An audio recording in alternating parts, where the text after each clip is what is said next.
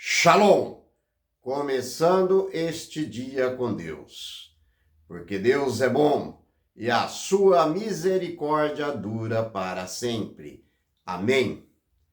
Hoje é domingo, 19 de julho de 2026. Que o Senhor derrame as bênçãos dos céus sobre a vida de vocês e sobre a minha vida também. Que nós possamos dizer o seguinte: Cristo Jesus morreu por mim e agora eu vivo por ele. Que o Espírito Santo de Deus ilumine a vida de vocês e a minha vida também. Amém? Vamos para a Bíblia então? A voz é minha, mas a palavra, ela é de Deus eternamente. Amém? Hoje nós vamos falar de fé e de esperança, certo? Então veja bem, o livro de Hebreus, capítulo 11, versículo 1, classifica a fé assim: ora, a fé é a certeza de coisas que se esperam e a convicção de fatos que não se veem. Então isso é fé. A fé e a esperança, elas caminham juntos, né? A esperança olha para o futuro, aguardando a promessa de Deus em nossas vidas, né? A fé é o título de propriedade que garante aquilo que esperamos, né? Já é real, mesmo que nós não possamos ver, certo? Então veja bem, meus irmãos, a fé não é um tiro no escuro, certo? É descansar na certeza que a palavra de Deus vai se cumprir na minha vida e na vida de vocês, certo? A fé que gera perseverança e a perseverança que gera a esperança. Amém? Livro de Romanos, capítulo 5, do versículo 1 até o versículo 4. Acompanhe comigo. Justificado, pois, mediante a fé, temos a paz com Deus por meio do nosso Senhor Jesus Cristo. Amém? E nos gloriamos na esperança da glória de Deus. E não somente isso, mas também nos gloriamos nas tribulações, certo? Sabendo que a tribulação, ela produz perseverança. E a perseverança, a aprovação. E a aprovação, a esperança. Eita glória, né? Que Deus maravilhoso. Veja bem, meus irmãos, tudo começa simplesmente com duas palavrinhas: fé, certo? A fé em Deus. A fé remove montanhas, certo? A fé em Jesus, né, que nos pacifica com Deus. A partir daí o sofrimento muda de significado, certo? A dor gera paciência que molda o nosso caráter, e um caráter aprovado gera uma esperança inabalável. Amém? Veja bem, as lutas testam a nossa fé, certo? E sem lutas não há vitória. Para que possamos ter a vitória, temos que lutar, certo? Com muita fé e esperança no nosso grandioso Deus. É isso que ele pede para nós, certo? Quando vencemos uma provação, nossa esperança para o próximo desafio ainda fica mais forte ainda, sabendo que nós temos um Deus, certo? Um Deus maravilhoso que nunca vai nos deixar na mão. Amém? A fé que rompe obstáculos e esperança. Ainda aqui no livro de Romanos, capítulo 4, versículo 18. Acompanhe comigo. Abraão, esperando com esperança, ele creu, certo?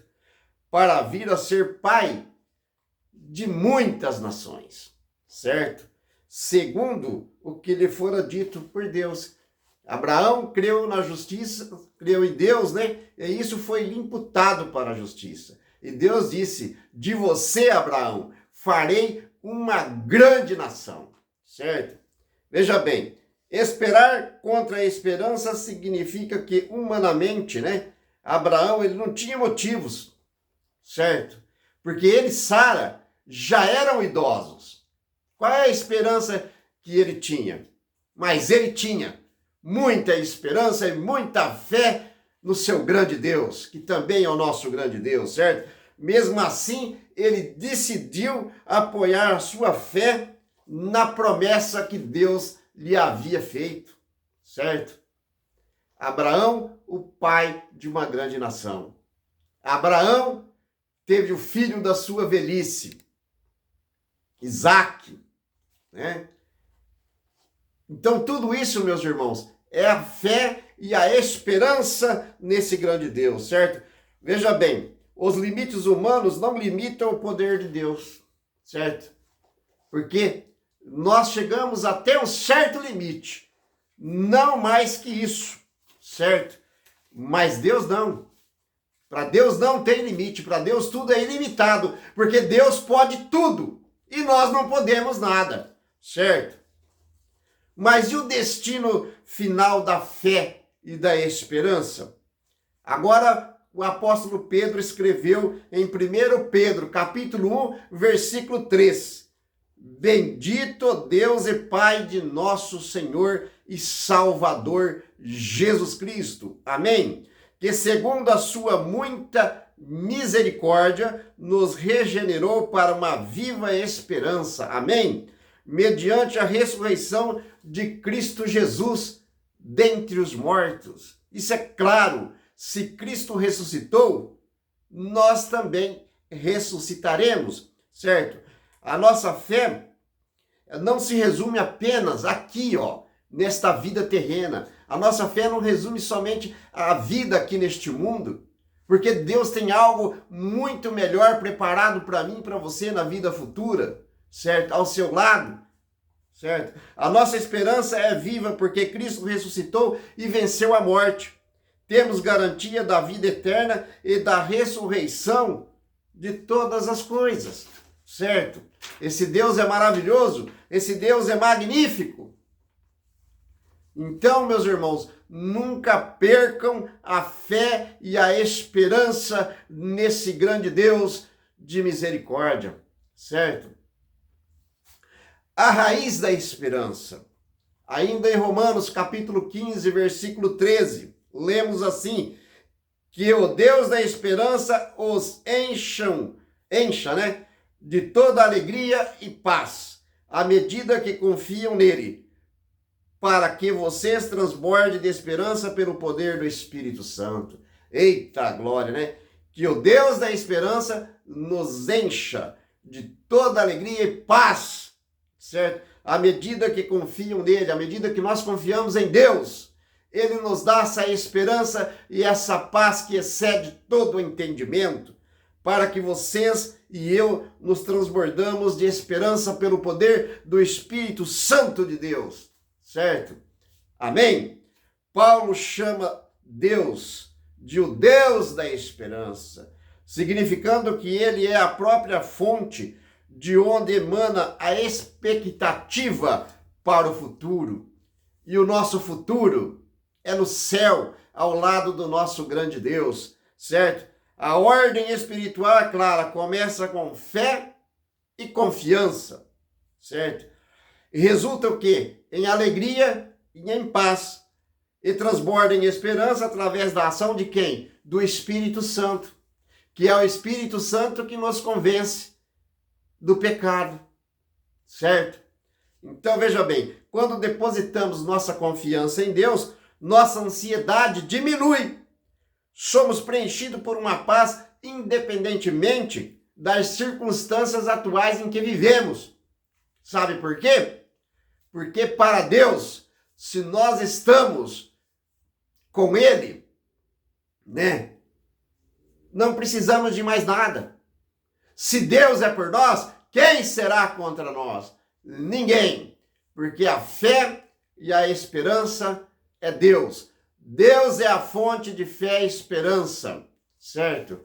E essa esperança é a que eu tenho certeza que vocês têm também, a esperança de um futuro melhor, a esperança de um futuro melhor, não aqui neste mundo, não aqui, porque aqui não haverá melhoras, certo? Nós vivemos no mundo, mas não somos do mundo. A esperança e esse futuro que Paulo se refere, que eu estou falando para vocês, é a esperança e o futuro lá nas mansões celestiais, certo? Veja bem, ainda o livro de Romanos, apóstolo Paulo, novamente, capítulo 5, versículo 13 e versículo 4. Não apenas isso, mas também nos gloriamos nas tribulações, porque sabemos que a tribulação produz perseverança, e a perseverança um caráter aprovado, e o caráter aprovado a esperança. Eita glória, eu vou ter que ler de novo, é muito maravilhoso. Veja bem, não apenas isso, mas também nos gloriamos nas tribulações. Poxa vida, nós temos também que se gloriar nas tribulações. É isso que Paulo está falando? O crente é fiel, sim.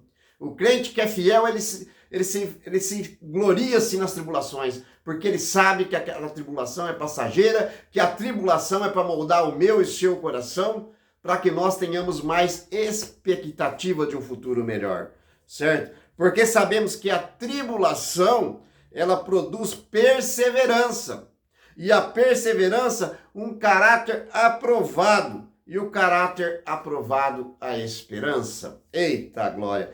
Veja bem, meus irmãos, a Bíblia não esconde nada de que nós não enfrentaríamos dificuldade. A Bíblia não fala isso, mas ela nos ensina, né, que Deus tem um propósito, o Redentor tem um propósito para a minha vida e para a vida de vocês. As advertências não estão lá para nos destruir, certo? Mas funciona como uma escola. O sofrimento treina a perseverança, que amadurece o nosso caráter, e isso gera uma esperança inabalável. Porque as nossas lutas não são em vão. Como eu disse, não há vitória sem lutas, né?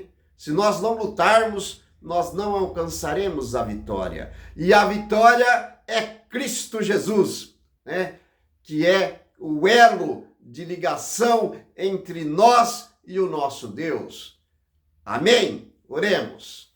Grandioso e eterno Deus, Pai de amor e de misericórdia, muitíssimo obrigado, Pai, por nos trazer essa palavra de fé e esperança, e nós sabemos que a nossa esperança é a vida eterna. A palavra de Deus fala de um futuro melhor, e esse futuro melhor a gente sabe que não é aqui neste mundo, e que esse futuro vai ser aí no céu, né, onde nós possamos ver face a face o nosso Deus. Então, grande Deus, mais uma vez, muitíssimo obrigado por essa palavra de amor, de fraternidade, e que edifica o meu coração e o coração dos nossos amados irmãos e irmãs em Cristo Jesus. E é em nome de Cristo Jesus que eu lhe agradeço, Pai, hoje e para todos sempre. Amém.